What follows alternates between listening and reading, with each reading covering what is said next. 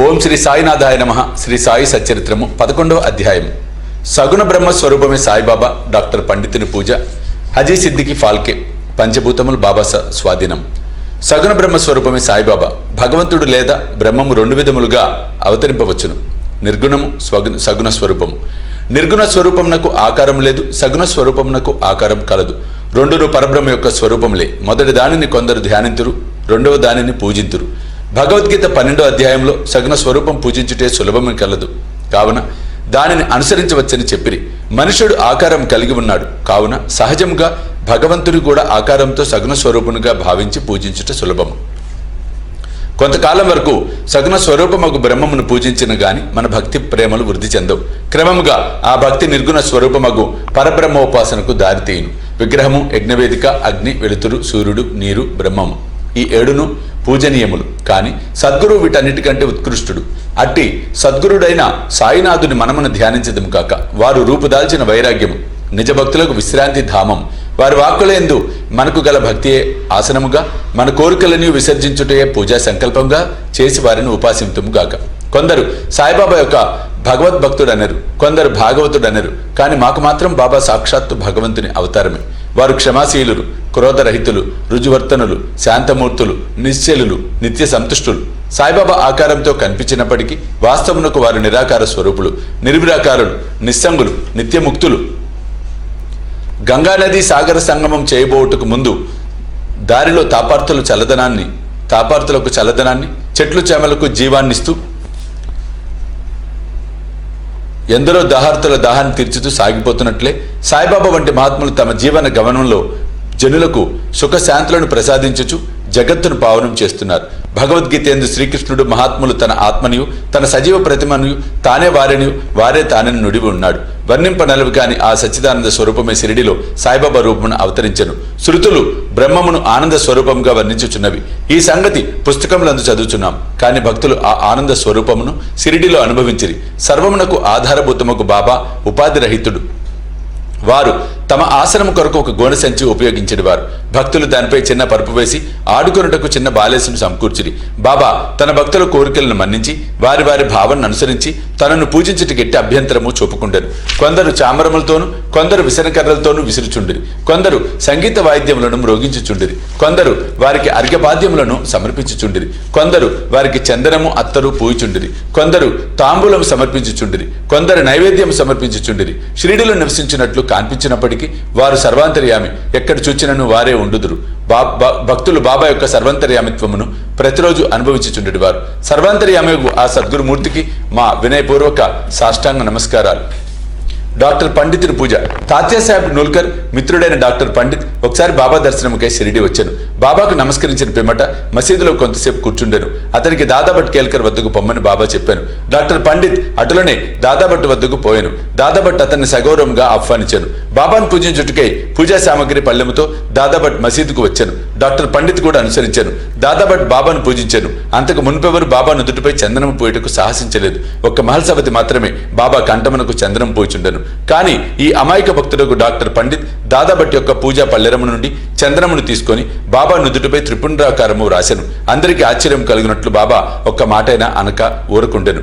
ఆనాడు సాయంకాలం దాదాభట్ బాబాను ఇట్లా అడిగాను, బాబా, మేమెవరమైనా మీ నుదుటిపై చందనం పూయదమని నిరాకరింతువే, డాక్టర్ పండిత్ రాయ్గా ఎందుకు ఊరుకుంటువి? అందులోకి బాబా ప్రసన్నంగా ఇట్లు సమాధానమిచ్చాను, నేనొక ముసల్మానునని, తానొక సద్బ్రాహ్మణుడని, ఒక్క మహమ్మదీయుణ్ణి పూజించడం ద్వారా తాను మైల పడిపోవుదనన్న దురభిమానము లేకుండా అతడు నాలో తన గురువును భావించుకుని అట్లే చేశాను. అతని నిష్కల్మష భక్తి నన్ను కట్టపడి వేసినది. అతనికి నేనెట్లా అడ్డు చెప్పగలను? దాదాభట్ ఆ తర్వాత డాక్టర్ పండితుని ప్రశ్నించగా అతడు బాబాను తన గురువుగా భావించి తన గురువుకు అనురించినట్లుగా బాబా నుదుటిపై త్రిపుండ్రమును వ్రాసి తినను.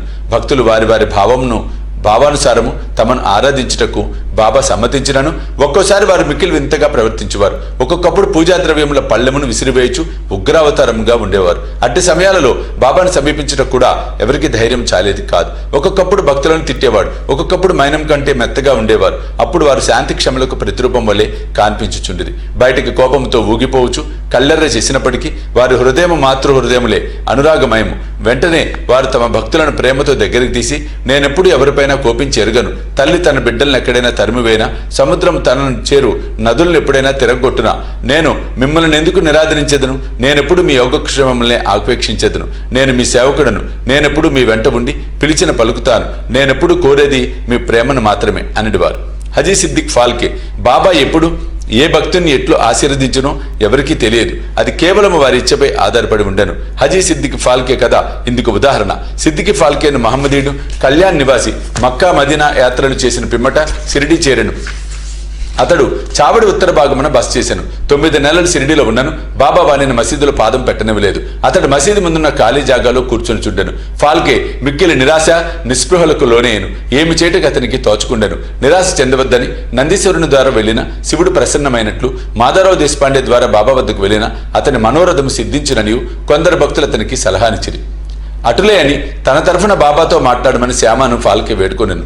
శ్యామ అందులోకి సమ్మతించి ఒకనాడు సమయం కనిపెట్టి బాబాతో ఇట్లనెను, బాబా, ఆ ముదుసలి హజీని మసీదులో కాలు పెట్టనీయవేళ ఎంతో మంది వచ్చి నిన్ను దర్శించిపోవచ్చున్నారు. ఈ హజీని మాత్రం ఎందుకు ఆశీర్వదించవు?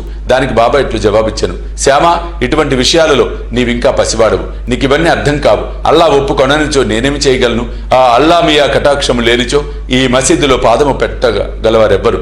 సరే, నీవు వాని వద్దకు పోయి వానిని బారవి బావి వద్ద ఉన్న ఇరుకుబాటుకు రాగలడేమో అడుగుము. శ్యామ పోయి హజీని ఆ విషయం అడిగి తిరిగి బాబా వద్దకు వచ్చి హజీ అందులోకి సమ్మతించారని చెప్పాను. 40,000 రూపాయలు 4 వాయిదాలలో ఇవ్వగలడేమో కనుక్కో అని తిరిగి బాబా పంపాను. శ్యామ వెంటనే పోయి హజీ తానుకు 4 లక్షలు కూడా ఇచ్చుటకు సిద్ధంగా ఉన్నాడని జవాబు తెచ్చాను. సరే, మరల పోయి వానిని ఇట్లడుగుము, మసీదులో ఈనాడు మేకను కోసేదము, వానికి దాని మాంసము కావలనో వృషలములు కావలనో కనుగొనుము. బాబా వారి కొలంబాలో ఉన్న చిన్న ముక్కతో అయినా సంతృష్టి చెందేదని శ్యామ ద్వారా హజీ బదులు చెప్పాను. ఇది వినగానే బాబా మిక్కిలి కోపంతో మసీదులోని కొలంబా నీటి కొండలను బయటకు విసిరివేచి తిన్నగా చావిడిలో ఉన్న హజీ వద్దకు పోయి తన కఫ్ని పైకెత్తి పట్టుకొని తీవ్ర స్వరంతో, నన్ను గురించి ఏమనుకొనుచున్నావు? నీవేదో గొప్పవాడివని, పెద్ద హజీవని గొప్పలు పోవచ్చు ఏమిటేమిటో వదులుచున్నావే. నా దగ్గర నీ ఆటలు. ఖురాన్ చదివి నీవు తెలుసుకున్నది ఇదేనా? మక్కా మదీనా యాత్రలు చేసి గర్వంతో నేనెవరూ తెలుసుకోలేకపోతున్నావు అనుచు ఏమేమో ఇంకనూ అతన్ని తిట్టి మసీదుకు మరలను. బాబా ఆగ్రవిషములను చూచిన హజీ గాబరపడెను. ఆ పిమ్మట కొన్ని గంపల మామిడి పండ్లను కొని వాటిని హజీకి పంపాను. తిరిగి హజీ వద్దకు వచ్చి తన జేబులో ఉంచి 55 రూపాయలు తీసి లెక్కపెట్టి హజీ చేతిలో పెట్టాను. అప్పటి నుంచి హజీని బాబా ప్రేమ ఆదరములతో చూచుచు భోజనమునకు పిలుచుచుండాను. హజీ ఆనాటి నుండి తనకిష్టం వచ్చినప్పుడల్లా మసీదులోనికి వచ్చిపోచుండాను. బాబా ఒక్కొక్కప్పుడు వానికి డబ్బునిచ్చుచుండాను. బాబా దర్బారులో అతను కూడా ఒకడయ్యను. పంచభూతములు బాబా స్వాధీనము. బాబాకు పంచభూతములు స్వాధీనములని తెలుపు 2 సంఘటనలను వర్ణించిన పిమ్మట ఈ అధ్యాయము ముగించెదము. ఒకనాడు సాయంకాలం షిరిడీలో గొప్ప తుఫాను సంభవించెను. నల్లని మేఘములు ఆకాశమును కప్పెను. గాలి తీవ్రముగా వీచెను. ఉరుములు మెరుపులతో కుంభవృష్టి కురిసెను. కొంతసేపటిలో నేల ఎంతయు జలమయమయ్యను. పశుపక్షాది జీవకోటితో సహా జనులందరూ మిక్కిలి భయపడిరి. షిరిడీ గ్రామంలో కొలువై ఉన్న శని, శివపార్వతులు, మారుతి, ఖండోబా మొదలైన దేవతలెవరూ వారిని ఆదుకొనలేదు. కావున వారందరూ మసీదుకు వచ్చి బాబాను శరణుజొచ్చిరి. తుఫాను ఆపమని బాబాను వేడుకొండ్రి. ఆపదలో ఉన్న జనులను చూచి బాబా మనసు కరిగెను. వారు బయటకు వచ్చి మసీదు అంచున నిలబడి బిగ్గరగా, ఆగు, నీ తీవ్రతను తగ్గించుము, నెమ్మదించు అని గర్జించిరి. కొన్ని నిమిషాలలో వర్షము తగ్గెను. గాలి వీచుట మానెను. తుఫాను ఆగిపోయెను. చంద్రుడు ఆకాశమును కనిపించెను. ప్రజలందరూ సంతృష్టి చెంది వారి వారి గృహములకు పోయిరి. ఇంకొకప్పుడు మిట్ట మధ్యాహ్నం దునిలోని మంటలు అపరిమితముగా లేచెను. మంటలు మసీదు కప్పుకున్న దూలములకు తాకునట్లుగా ఎగిరిచుండెను. మసీదులో కూర్చున్న వారికి ఏమి చేయటకు తోచలేదు. దునిలో కట్టెలు తగ్గింపుడని గాని నీళ్లు పోసి మంటలు చల్లార్పుడని గాని బాబాకు సలహానిచ్చుటకు వారు భయపడిరి. వారి భయాందోళనను బాబా వెంటనే గ్రహించి తన సటకాతో పక్కనున్న స్తంభంపై కొట్టుచు, దిగో దిగో, శాంతించుము అనిది. ఒక్కొక్క సటకా దెబ్బకు కొంచెము చప్పున మంటలు తగ్గిపోయి దుని యథాపూర్వకముగా మితముగా ఉండెను. భగవదవతారమైన సాయినాథుడు అట్టివారు. వారి పాదములపై పడి సాష్టాంగ నమస్కారం చేసి సర్వస్వ శరణాగతి వేడిన వారినెల్లా వారు కాపాడుదరు. ఎవరైతే భక్తి ప్రేమలతో ఈ అధ్యాయంలోని కథలను నిత్యము పారాయణం చేసేదరో వారి కష్టములన్నింటి నుండి విముక్తి కలుగుదురు. అంతేగాక సాయి అందే అభిరుచి భక్తి కలిగి త్వరలో భగవత్ సాక్షాత్కారము పొందెదరు. వారి కోరికలన్నీ నెరవేరి తుదకు కోరికలు లేని వారే ముక్తిని పొందెదరు. 11వ అధ్యాయం సంపూర్ణము. సద్గురు శ్రీ సాయినాథ అర్పణమస్తు. శుభం భవతు.